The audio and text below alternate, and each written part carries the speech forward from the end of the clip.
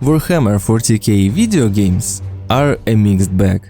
Some are absolute gems, faithfully capturing the brutal, gothic grandeur of the universe. Others, not so much.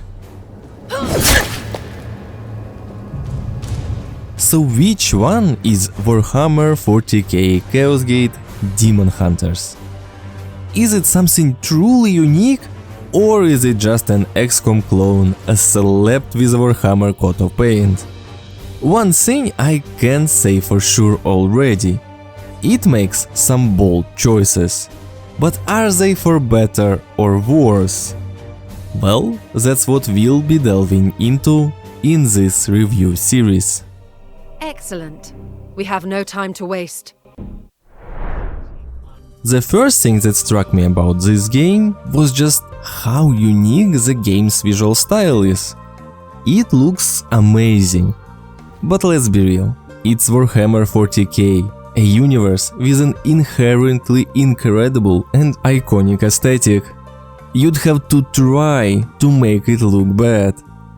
Enormous ships covered in skulls, intricate religious symbols, stoic tech priests, formidable inquisitors, and of course, the Grey Knights.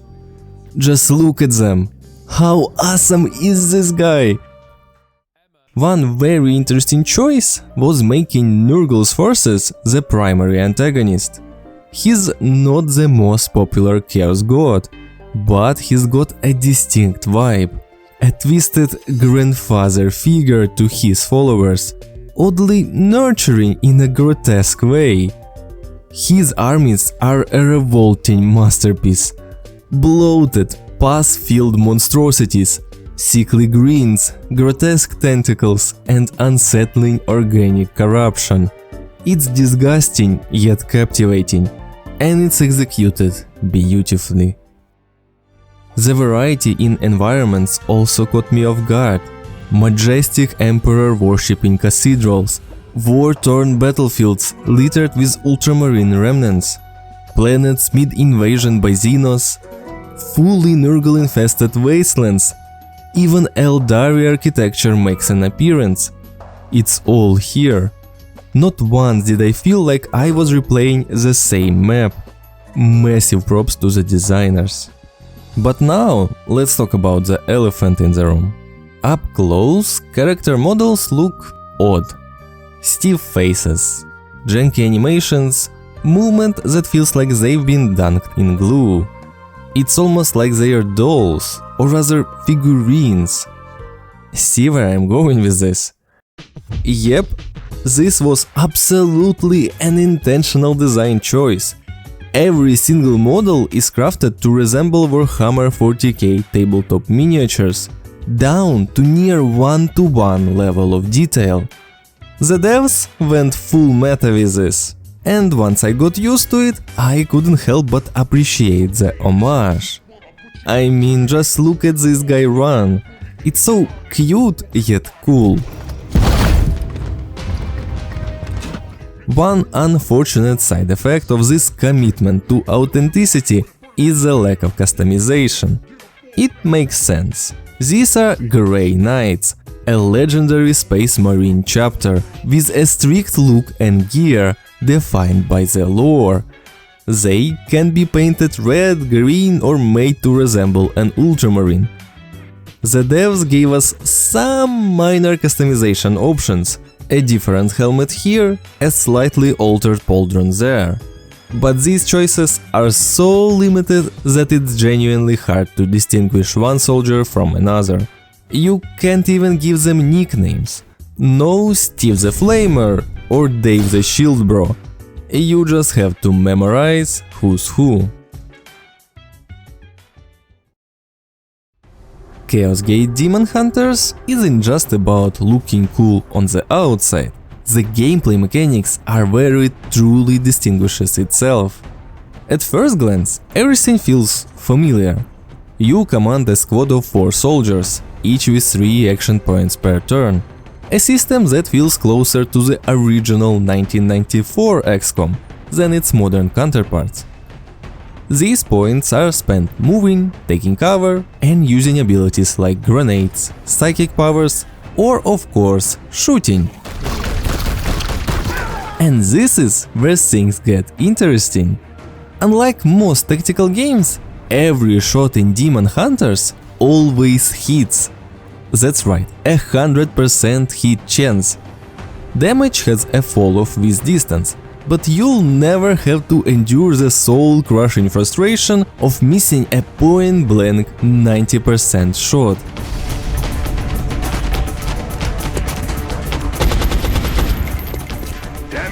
This philosophy extends to most abilities too. Grenades land exactly where you aim, hitting everyone in the radius. Even damage is consistent. If a weapon deals 5 damage, it deals 5 damage. No guesswork, no variance. These couple of changes completely alter the flow of combat. The result is a refreshingly strategic experience, where precision and planning takes center stage. You're not praying to the RNG gods. You're calculating exact damage, positioning your squad with surgical precision, and dismantling enemies with ruthless efficiency. You always know what will happen, giving you full control over your squad's actions. And when something goes wrong, you can't blame bad luck, only yourself.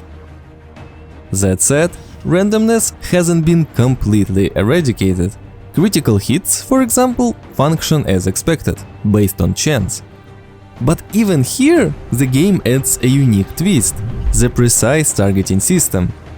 When you land a critical strike, you can choose exactly where to hit your enemy. Chop off an arm with a weapon, that grenade spammer is now a sad melee boy. Smash a leg, they're hobbled. It not only adds another layer of depth to the combat, but it's also just satisfying.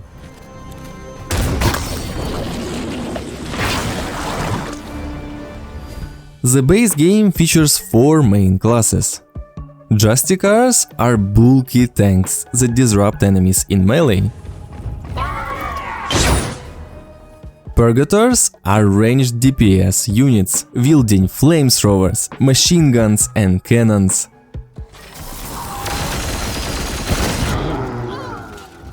Interceptors are melee assassins that basically are お前はもう死んでいる。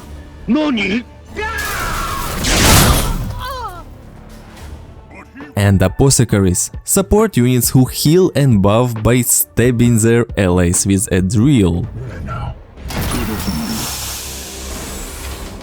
Later you unlock advanced classes, paladins, purifiers, chaplains and librarians, each enhancing the core playstyle.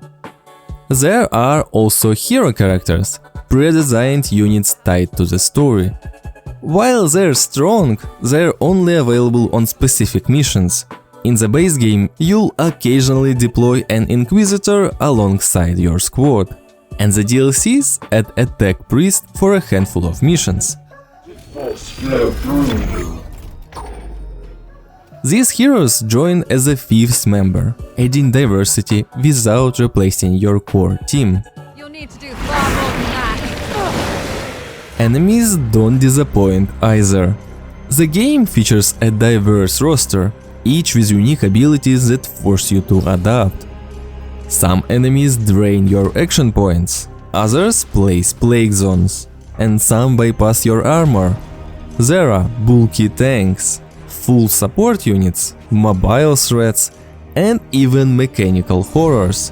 Each encounter feels distinct, and learning how to counter them keeps the combat dynamic and engaging. Overall, the lineup for both your squad and the enemies is solid, offering plenty of variety and unique gameplay. That said, it feels like there's room for more. And thankfully, more has been done. DLCs expand on this, adding even more class options and unique enemies. But I'll dive into those details in a separate section dedicated to the DLCs. Like many games in the genre, Chaos Gate Daemonhunters gives you a base of operations to manage. In this case, the Strike Cruiser Baleful Edict. An enormous ship full of statues, skulls and gargantuan libraries.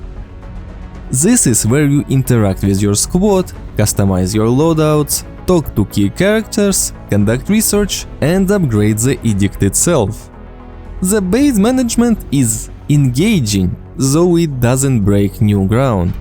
You can construct various facilities on the ship, some of which are genuinely useful, like faster healing for your soldiers. Other projects, however, feel like afterthoughts. Upgrading the ship's armor and weapons, for example, is meant to help with space combat against enemy ships, but you can usually just avoid those encounters by planning your course carefully. Across my entire campaign, I think I only had one real space battle. Research follows a similar pattern, though it's arguably even less impactful. You won't unlock new weapons or armor here. Instead, it mostly unlocks stratagems, special abilities you can use during missions. A handful of these are game changers, offering powerful tactical options.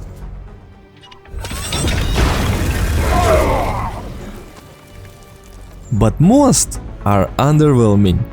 And since you can only equip 4 at a time out of a total of 18, research ends up feeling redundant.